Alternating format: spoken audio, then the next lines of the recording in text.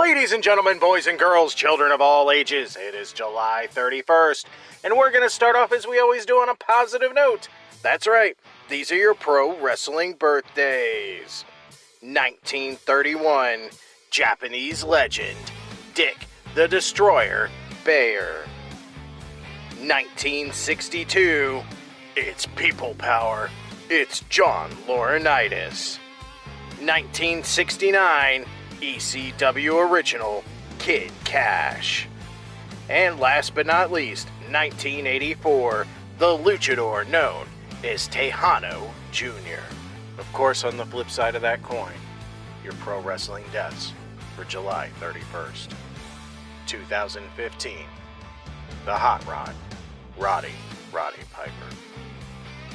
Alright, enough of the sad stuff. It's time to get to the meat and potatoes. That's right, these are your pro wrestling history highlights for July 31st.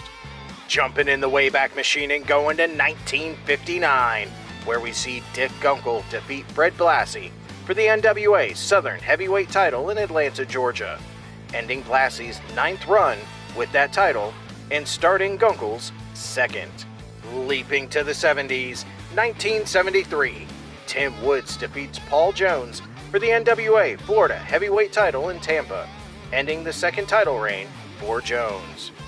3 years later in 1976, Hurricane Castillo defeats Jose Lothario and Bayamon, Puerto Rico for the Caribbean Heavyweight title. Our final stop in the 70s, 1979, Pampiro Firpo defeats Abdul the Butcher to win the WWC Puerto Rico Heavyweight title. Grabbing my boombox and going to the 80s, 1984, the WWF holds their first ever TV taping at the Mid-Hudson Civic Center in Poughkeepsie, New York, a venue that would become a regular haunt for their tapings for many, many years. The championship wrestling taping featured Piper's Pit with numerous guests including Kamala and Brian Blair, as well as an angle where Wendy Richter, after being presented with a new WWF Women's Championship, was attacked by the Fabulous Moolah. Sticking in 1984, Giant Baba defeats Stan Hansen to win the PWF World Heavyweight title in Tokyo, Japan, starting his 4th and final reign with the title.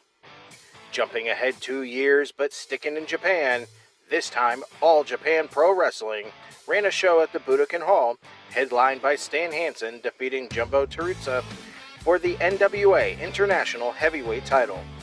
The card also saw Hiro Saito defeat Brad Armstrong in a tournament final to determine the first PWF World Junior Heavyweight Champion, and Riki Choshu defeating Killer Khan in a death match. Moving ahead to 1988, Jumbo Tsuruta and Yatsu defeat Stan Hansen and Terry Gordy in Japan to win the All Japan Tag Team titles for a 2nd time.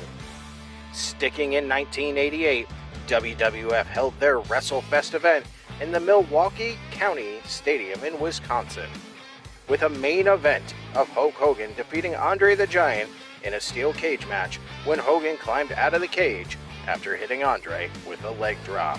Grabbing my flannel and going to the decade of grunge, 1992, the Ebony Experience, Booker T and Stevie Ray, later known as Harlem Heat, defeat Gary Young and Steve Dane to win the Global Wrestling Federation Tag Team titles in Dallas, Texas. On the same show, Alex Berto defeats Terry Sims for the GWF Light Heavyweight title. Those were your short but sweet pro wrestling history highlights for July 31st. I'm the eclectic gentleman, Stephen Watts, and we'll see you tomorrow. But to return to Mr. Galindo, the big question now is, which one's got the Tony? But wrestling looks more strenuous, and with another pair on hand, you've got Rough on the Ref.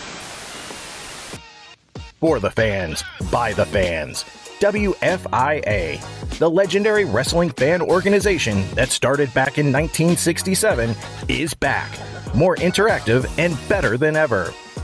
Whether you're a fan, wrestler, or promoter, join WFIA, Wrestling Fans International Association, and see what WFIA can do for you at thewfia.org. For the love of the art, the business, and the community, thewfia.org. WFIA.org.